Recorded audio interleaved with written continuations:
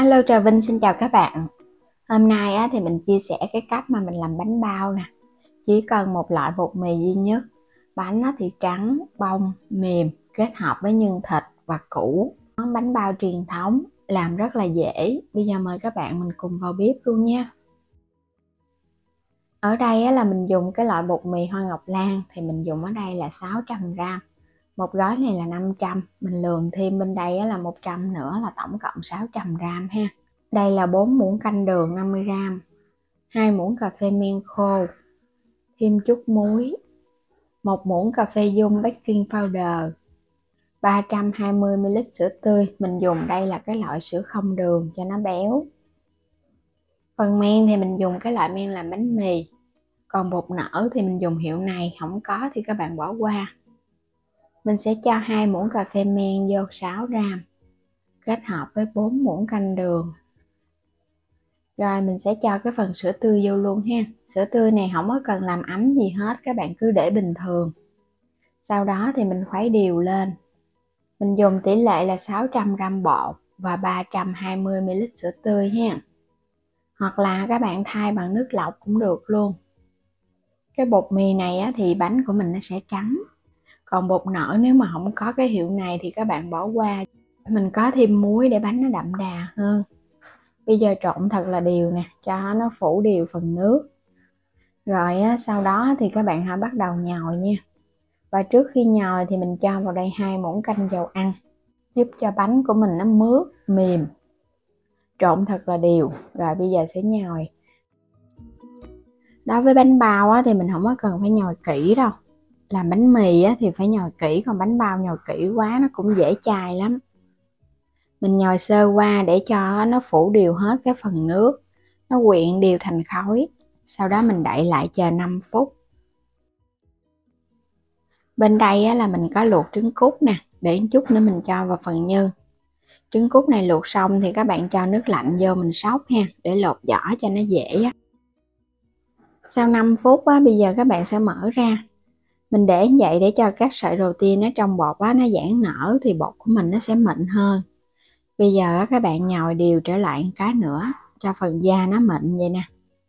Mình sẽ phủ lên trên cái mặt bột một ít nước, để khi mà mình ủ bột của mình nó ẩm mềm. Rồi bây giờ sẽ chờ từ 1 tiếng cho đến 1,5 tiếng đồng hồ. Bên đây là phần nhân, mình có nấm mèo đen ngâm nước cho nở mềm, 400g thịt nạc vai heo mình xay ra, 2 cái củ hành tím, 2 cái cây lạp xưởng khô để cho vào nhân cho nó ngon ha, 2 cái củ sắn nhỏ nhỏ, nếu mà củ lớn thì dùng 1 củ thôi. Mình sẽ xay cái phần nhân cho nó mịn, cho nên là mình sẽ cắt nhỏ nhỏ ra, không có cần phải cắt hạt lựu. Nấm mèo cũng vậy luôn ha, mình cũng cắt ra nhỏ nhỏ một chút cho vào cối xay. Lạp xưởng, trong lạp xưởng nó có cái phần rượu mai quế lộ và nó có cái chất mỡ khi mà cho vào trong nhân bánh nó sẽ tỏ ra, làm cho nhân của mình nó thơm hơn. Rồi bây giờ mình sẽ cho lần lượt củ sắn vô để mình xay nha. Phần nhân này thì mình làm cho nó hơi nhỏ một chút, nó mới đều. Xay nhanh lắm, xay chút xíu là nó nhỏ. Mình xay xong thì cho nó qua một bên vậy nè. Bên đây là hành tím và nấm mèo. Củ sắn nó có nhiều nước cho nên là mình sẽ vắt nó nha. Mình dùng củ sắn này là củ sắn non nè. Các bạn vắt nó ra.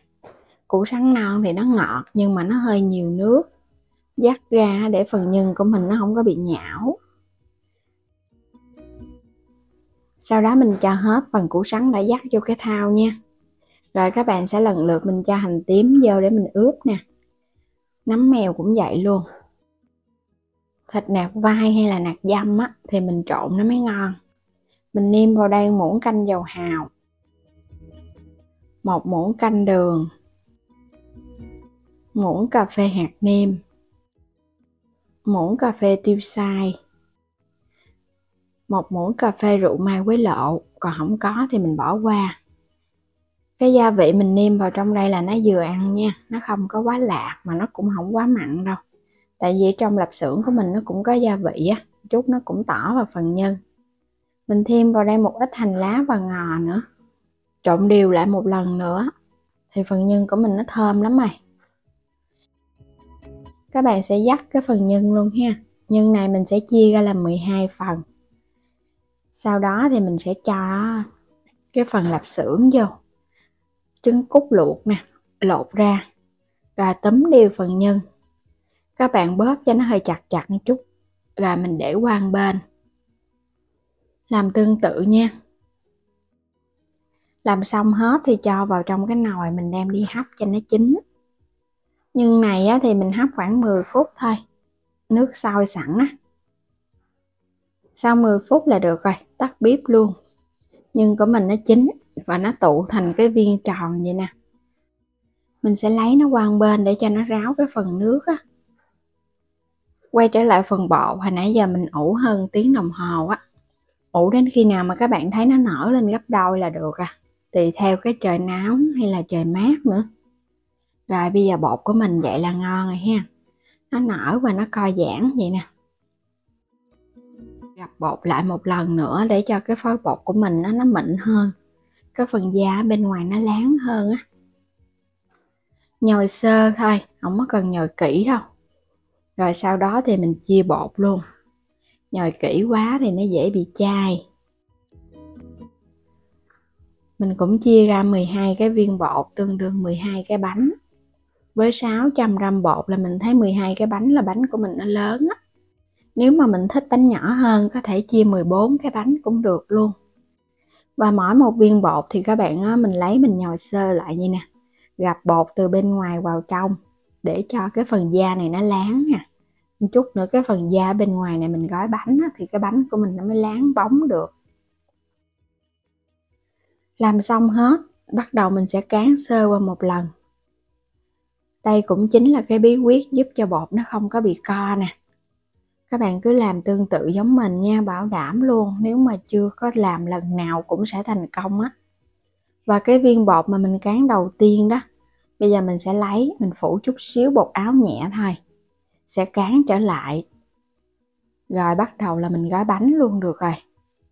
Cán bột á, thì các bạn cán cái mép cho nó hơi mỏng một chút nha. Để khi mà mình cho nhân vô á, cái phần bột nó sẽ đều hơn. Cái mép á, thì nó mỏng, còn ở giữa thì nó sẽ nhô lên chút. Rồi cho cái viên nhân vào giữa nè. Mình sẽ chia sẻ hai cái cách gói bánh bao. Một cách đó là các bạn túm thành cái múi theo cái kiểu hình bông hoa đó. Mình sẽ chia ra làm 8 cái cạnh nha. Thành 8 cái múi hoa. Và nhớ bóp chặt cái mép bột lại. Cách này là dễ nhất. Rồi sau đó các bạn sẽ lấy những cái múi này nè. Mình sẽ bóp chặt nó lại để tạo thành cái mép bột á. Giống như là cái bông vậy đó. Mình bóp cho nó dính luôn ha. Để một chút nữa khi mà bánh nó nở ra nó không có bị bung. Thành 8 cái cánh này nè. Vậy là xong một cái bánh. Mình sẽ gói tiếp một cái cách thứ hai. Các bạn cũng cán bột cho mỏng. Sau đó thì mình sẽ xếp từng cái mép bột. Mỗi một cái mép á, xếp vô các bạn nhớ mình bóp cho chặt nha, không có để cho nó bung. Mình xếp càng nhiều mép á, thì cái bánh của mình nó ra càng nhiều cái cánh. Và cái mối cuối cùng các bạn kéo miếng bột ra, mình túm nó lại.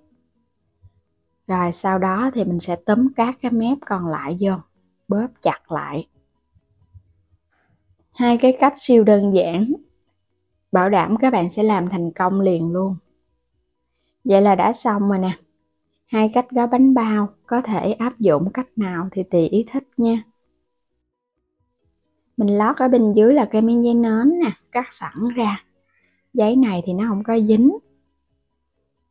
Làm xong thì các bạn cứ để qua một bên. Mình làm hết 12 cái bánh còn lại, sau đó rồi mình chia sẻ cái cách hấp.